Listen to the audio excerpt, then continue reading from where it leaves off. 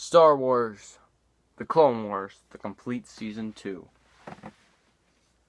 Now, Star Wars, The Clone Wars, the complete Season 2 was way, way better than the first season. I thought this one raised the stakes even higher than the last one. And it was a lot more fun. And this episode even has a title called Rise of the Bounty Hunters, which the last season did not, and it pretty much carries through 3, 4, and then 6 has a title. 1 and 5 don't have titles. And, alright, so, let's just get on this review. I'll be doing an episode each minute, so I'll let you guys know. Alright, so, the Holocron Heist was the season premiere of Star Wars The Clone Wars, Season 2, and I thought it was a good season starter. And I liked this episode a lot. It was a good start for the season. And pretty much what it is Cad Bane is hired by Darth Sidious to go and steal a holocron. And I liked that kind of idea, that this guy was going to be like, well, that's going to be a little hard, don't you think? And he'd have to go into this temple. He has to go into the Jedi Temple and get the holocron. Now, Anakin and Obi-Wan are the main heroes of this episode, and they are trying to find Cad Bane, but they don't. And then Ahsoka is also in this episode. She's another one. And Cad Bane gets 2 friends. He gets a droid called Toto 360, who Obi-Wan and Anakin follow, and he blows up. And then Ahsoka has to deal with Cato Parasiti. She's a changeling who changes as the librarian, Jocasta Nu. And that was a good thing. I liked this episode a lot. It was a lot of fun. And it's a 3-part arc. So, the second episode was Cargo of Doom. Now, the second episode kind of just picks up right where this last one left off. Anakin and Ahsoka have to go after Cad Bane. And they go on this ship to get this holocron back, because at the beginning of this episode, he goes and kills this other Jedi. Well, he kills this Jedi called Bala Rapal, who has the crystal. And this crystal, mixed with this holocron, will give you a list of every Force-sensitive child in the universe. This holocron, Mace Windu said that in the last episode. And that was the main plot, is Anakin and Ahsoka have to get there before he gets this. Cad Bane gets Ahsoka pinned up, and then Anakin has to actually get the holocron and the crystal in there. So, and then the holocron becomes ready. Then Cad Bane at the end of the episode is dead, and 2 clones kill him, and then the ship blows up because Rex and the other clones blow the ship up, and then they zoom off back onto their ship. Now, Children of the Force, Cad Bane is not dead. He posed as a clone after Anakin finds this blood on the ship. It picks up right at the end where the last episode picked off. And the blood is right there, and you can see it. It's like a green kind of blood. And so then Anakin finds out this guy, and he takes off after him, and he goes and beats him up. Cad Bane gets in the ship and takes off before Anakin can stop him. So then Anakin, Obi-Wan, Mace Windu, and Ahsoka, and Commander Cody all have to go off and stop. And they do eventually get Cad Bane. The scene between Anakin, Obi-Wan, and Mace Windu, and him and Cad Bane, the interrogation, I loved that so much. These 3 episodes are fantastic. I love them so much. And then Anakin and Ahsoka have to go and get the children back. And Mace Windu and Obi-Wan have to go and have to get the holocron with Cad Bane. And again, Cad Bane escapes, and then that's the end of the episode. They get everybody, and they get the holocron and the Force-sensitive children back. Now, sentenced by lowered the bar. It got so high, and then it just This episode was Senate Spy was just Padme has to go undercover and has to go and discover that Count Dooku was a new droid foundry on Geonosis with this old friend of hers, Rush Clovis, who is the bad guy.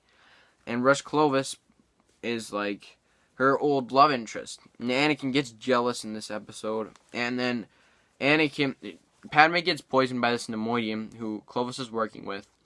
And then Anakin and Padme get the disc that Padme has the blueprints of the Geonosian foundry on.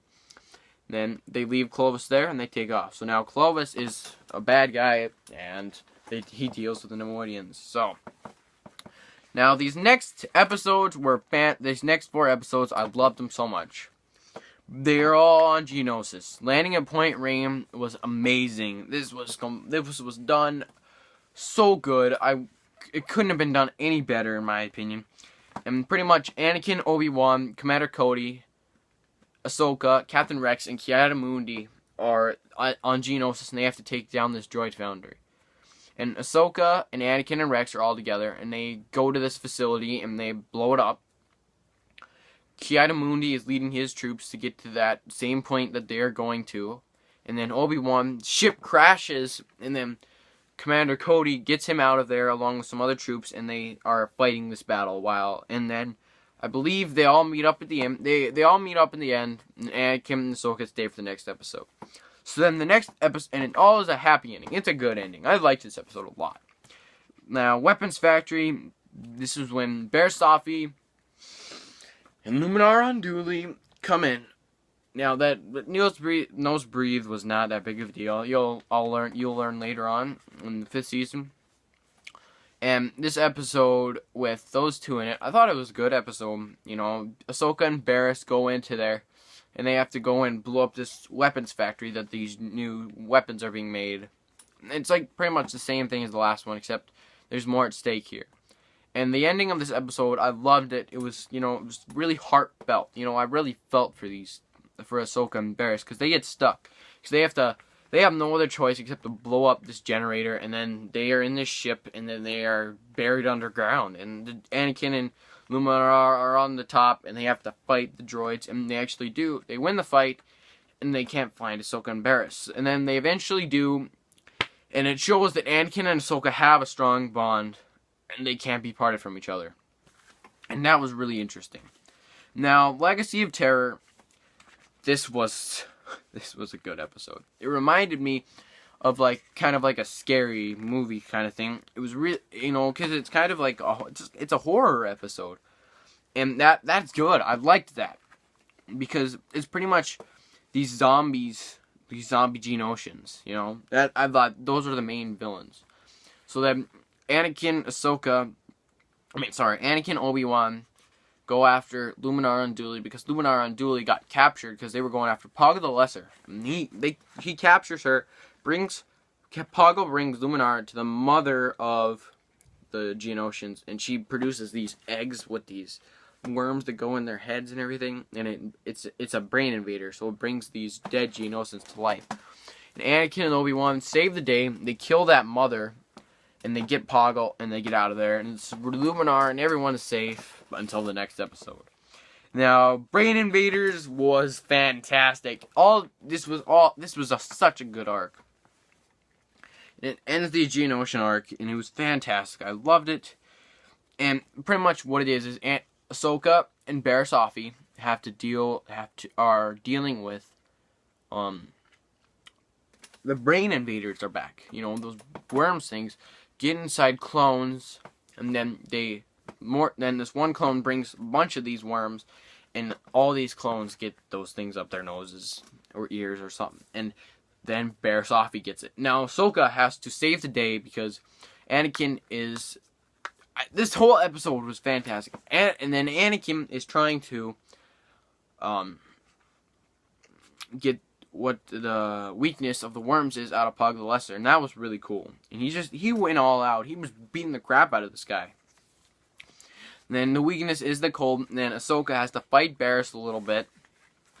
And then she gets to the room, to the cockpit, and then she slows it down because this ship is going to crash into this medical frigate.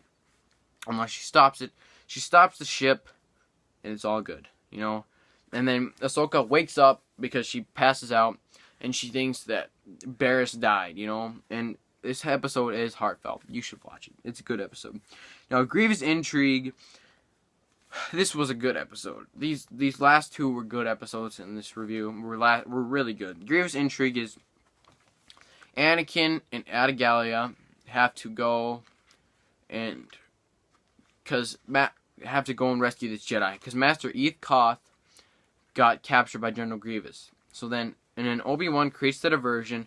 You see a fight between Obi-Wan and General Grievous. That was really interesting. Then you got Anakin and Adagalia going rescuing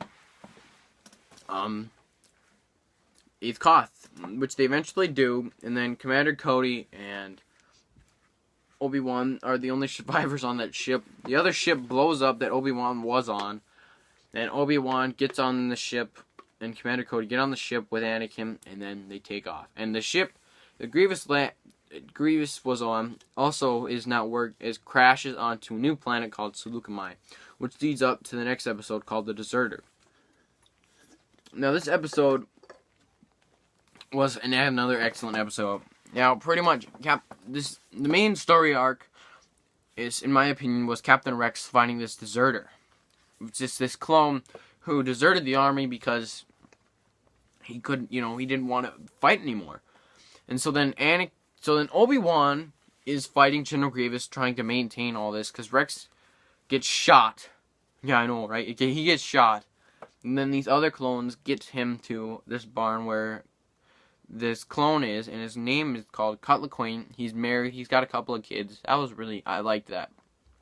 And then the other clones just leave him there. And then Rex and Cut, they fight these commando droids while that's all going on. And then Captain Rex doesn't follow the rules because he has to report all deserters. Any clone does. So then he doesn't report them. And that episode I liked this episode a lot. It was really interesting. I liked this episode. Alright, so guys, this is the end of the review of Season 1. Season 2, Part 1.